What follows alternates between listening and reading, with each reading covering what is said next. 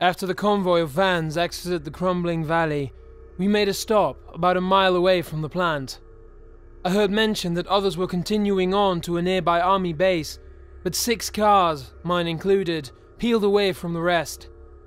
The vans parked in a sharp circle, bumper to bumper, with their sliding doors all opening toward the middle. "Everyone out of the vans and into the circle!" It was Francisco. He was holding a rifle now, prodding people as they filed out. "Remove any hats, bandages, glasses, anything which obscures your face. Nobody is leaving here until I get a chance to look at their eyes." He had to be looking for signs of the treatment. The bearded man I had saved was still in the back of our van with me. He looked so thin and wary. I wonder how long he'd been down there. I caught his eye, and the pure white orbs looked back with helpless pleading. We both flinched as a gunshot echoed throughout the caravan. Then 3 more, one right after the other. "Filthy animal, just die already!" Francisco said. 3 of us were left in the van. The driver, the haggard man, and me. I was about to step out when emaciated, probing fingers clutched desperately at my shirt. "Help me, please. I only did what they told me to do." The driver pushed past us to exit in the front. If it hadn't been for Nathan's interference, I would have had my first treatment today. Then I would have been the one to be executed, assuming I hadn't already been killed when the building was detonated. These people had been strong-armed and manipulated into obeying orders. Now they were being punished by the same people who made them do it. Besides that, I still wanted more answers. By the enormity of the thing's ancient presence, I had no doubt that it was still alive down there. The people who had been feeding it must know as much as anyone what we're up against. Mankind might be diversive in our values at times, but when a common enemy as calamitous as that whispers our doom, we've no choice but to stand together against its oppression. Anyone like Francisco who sought to divide us had to be labeled as an enemy too. I saw the car keys poking out of the driver's back pocket as he climbed out of the van. I snatched it, applying pressure to his back to distract him. I was trying to be subtle, but he lost his balance and fell straight out of the van onto his knees. "Hey, what the hell, man?" The driver was loud. Too damn loud. All eyes fell on me. "That's the guy who helped Nathan!" Francisco shouted. I launched the van door shut just as he was raising his rifle. The haggard man shoved me to the floor, but before I could fight him off, I heard the metallic clang of bullets punching through the door where I had stood a moment before. "Let's move!" the bearded man shouted, practically flinging me through the air and into the driver's seat. The van roared to life, smashing into the adjacent van to make enough space for us to escape. More bullets were raining through the wall, and a spiderweb of cracks filled the passenger side window. It must be bulletproof glass, but it still wouldn't hold up for long under this assault. The pale-eyed man grunted as a bullet punched through his door and into his shoulder, but the bullet seemed to barely break his skin before deflecting onto the dashboard. I slammed the car into reverse, plowing into the van behind me and finally edging out enough room to drive. The car shot off down the road like a stone from a slingshot, the bullets rattling off the back as we went. "Are you hurt?" I asked the man. "It'll take more than that to slow me down, so don't let it slow you either. Not until we reach the plant." "We can't stop, that's the first place they'll look," I said. "They've all had rounds, and that makes them targets now. We have to save as many as we can." "How do you know about that? Who are you?" "Dylan, I used to be called. Don't seem right to call me that anymore, though. Not much of Dylan left." We didn't have long to compare notes before I reached the plant. 2 of the other vans were close on my heels the whole way. Not sure if we can fight them off and escape, but having a whole crew that can take bullets like vitamins seems like a pretty solid advantage to me. I didn't slow as we passed through the checkpoint, rammed straight through the automated gate. I didn't want to risk crossing any more open ground than I could help, so I drove right through the glass door at the front of the building and parked inside. A bullet skipped by the ground near my feet the second I opened the door. Thought I'd gained some ground on them. They couldn't be here already. Another bullet. This one was coming from inside the building. They must have begun clearing the plant before I even got here. Dylan pulled me from the van and covered me with his body as we sprinted through the building. I saw him take 2 more bullets, both rattling to the ground after impact. Every room we passed was already strewn with bodies. Robert is dead. Elijah, Megan, both have been decapitated. Undergoing the treatment seems to have given these people a considerable resistance to injury and death, but there's no coming back from that. Dylan and I managed to get to the security surveillance room to see if anyone is left, but it's only a matter of time before they find me. All the video feeds showed men in suits fanning out through the power plant, most armed with long machetes still stained with blood. There's nowhere left for me to go. Look, there's a few hanging on!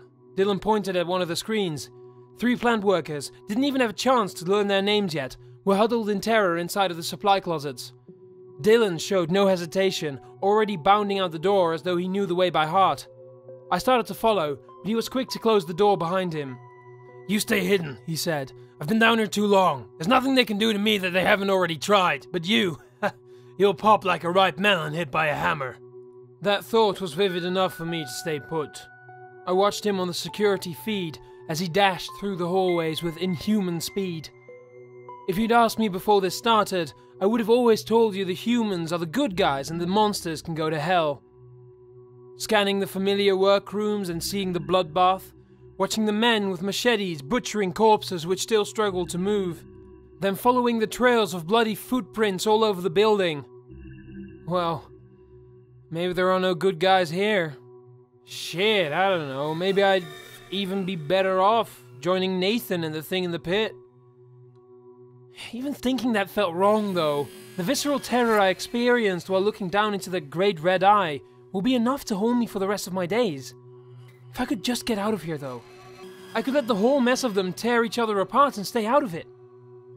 I was just about to make a run when the door was kicked open. Francisco stood alone, with a bloody machete in each hand. His eyes were wild, looking even less human than Dylan's vacuous stare. Red handprints crawled their way around his legs, where his victims doubtlessly clutched at him right before the killing blow fell. I thought I'd find you here, he said, his dress shoes making a wet squelch as they plodded across the room toward me. I backed up against the wall, but I was cornered.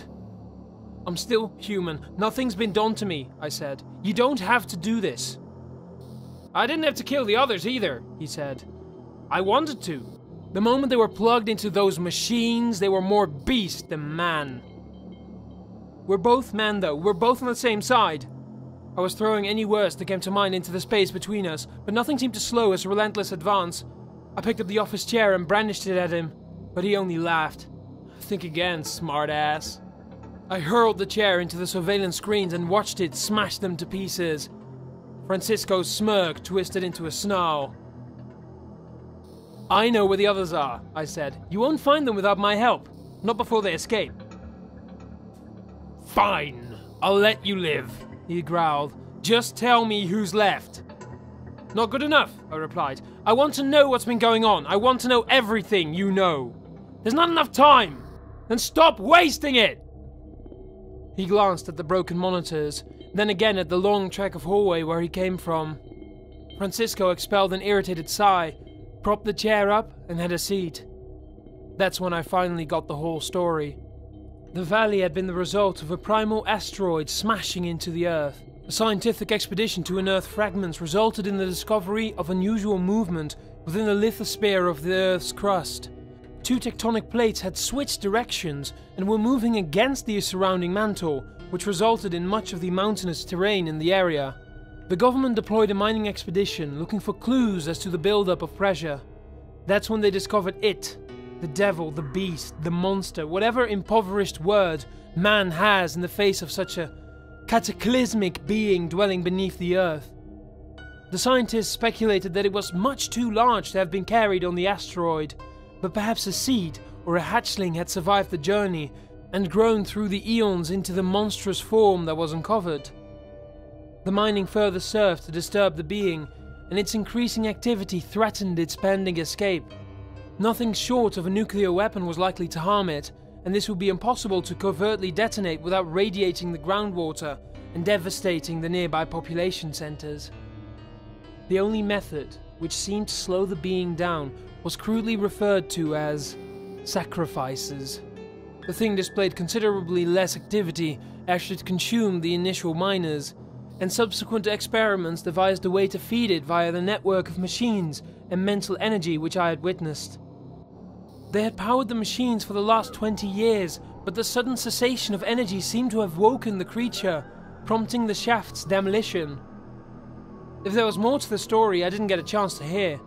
Francisco was getting impatient, and I didn't know how much more time I could buy. Luckily, I didn't have to. Dylan returned during the recounting, and while Francisco's attention was still distracted, he pounced. I say pounced because only an animal could have flown through the air like that pale-eyed demon. Before Francisco could turn his head, Dylan had wrapped his thin arms around the guard's neck and snapped it like a twig. I would have been grateful if it hadn't been for what happened next. Dylan bit deeply into Francisco's neck, while his limp form was still convulsing in Dylan's arms. Even with human teeth, Dylan was able to rip out great chunks of flesh from the man. The teeth sank through the mesh of veins and arteries, crunching through the spine and straight out the other side. It took almost a full minute for him to gnaw his way through. I don't think he was even eating it, but simply reveling in the satisfaction of his power. I didn't say a word. I didn't look away, I just let it happen. Every time I thought I knew what I was doing, the scale of events far surpassed my expectations, and I was left a helpless onlooker. After Dylan finished, he gave me a sloppy grin before leading me safely through the building. Heads were separated from bodies everywhere we went, and it was clear which were cleanly severed with a machete, and which had been gnawed loose.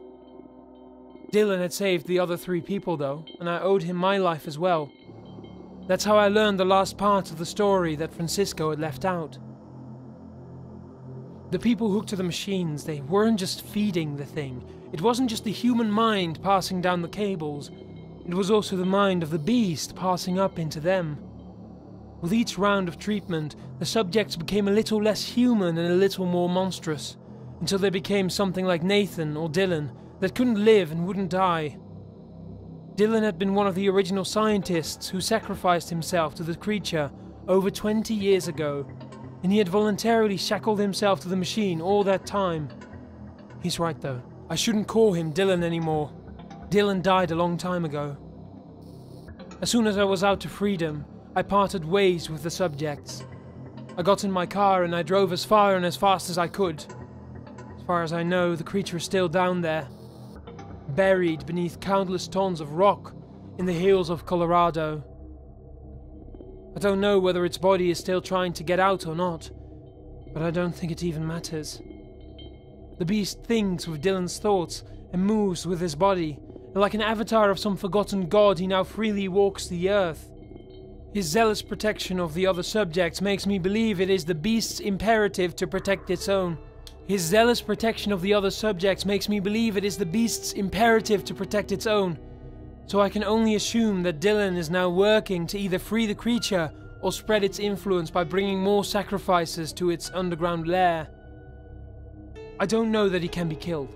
I don't know that he can be stopped. He must feel some sense of human compassion, or he never would have let me go as thanks for aiding him. So one enduring hope still remains to me, that once the beast has risen to the height of its size and power, it still finds enough room for mankind.